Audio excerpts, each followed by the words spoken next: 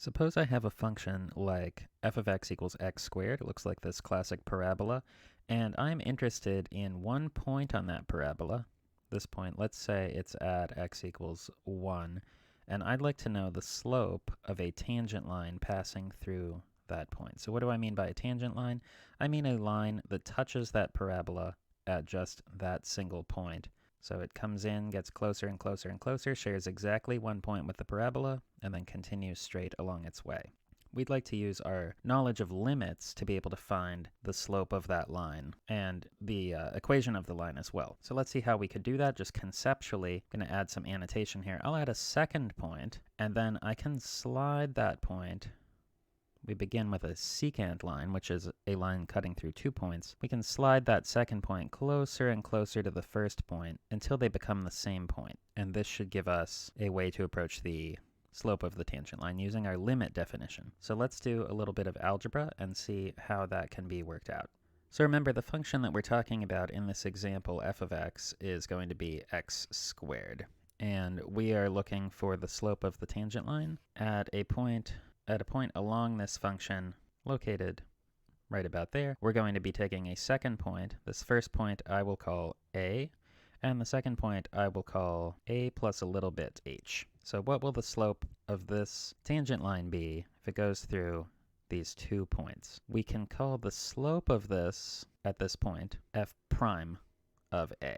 Or because it's a slope, if you like the classic letter m for slope, we can call it that as well. M at point A. Using our limit definition and the definition of slope, I know that a slope is going to be a change in y over a change in x, change in the vertical direction over a change in the horizontal direction. So that's going to be, what is this coordinate here?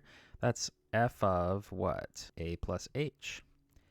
And this point here is f of a. So my change in the vertical direction will be f of a plus h minus f of a, where again a, remember, is the coordinate, the x-coordinate of the point where we want to have that tangent line. What's the change now in the x direction? We're traveling from a to a plus h horizontally. That's our run in the rise over run relationship. So we have a plus h minus a. And what are we going to do with this h? We're going to bring it smaller and smaller until a plus h is the same as a. So we're taking the limit as h approaches 0 of this expression. This is called the definition of the derivative.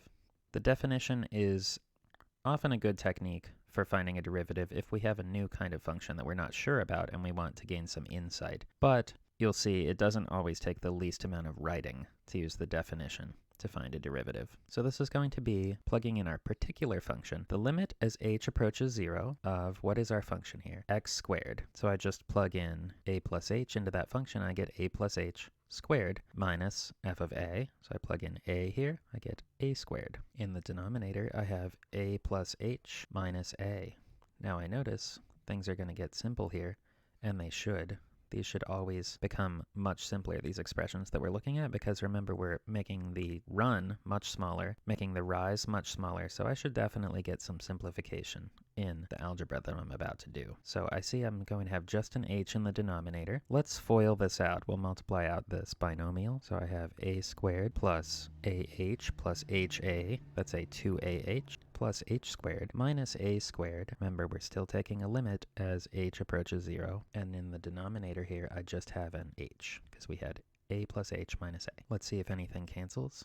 I see that I have an a squared and a minus a squared, and I see that everyone here has an h. So one h will cancel here, and one of my h's will cancel there. So this is going to be the limit as h approaches 0 of 2a plus h, and I see if h goes to 0 here, I have just 2a. And that is the slope at x equals a. So f prime at a is equal to 2a. This is saying whatever the x-coordinate is, twice that number is the slope. Since that's true for any value of x, I can also say that f prime is a function of x, and it's equal to 2x.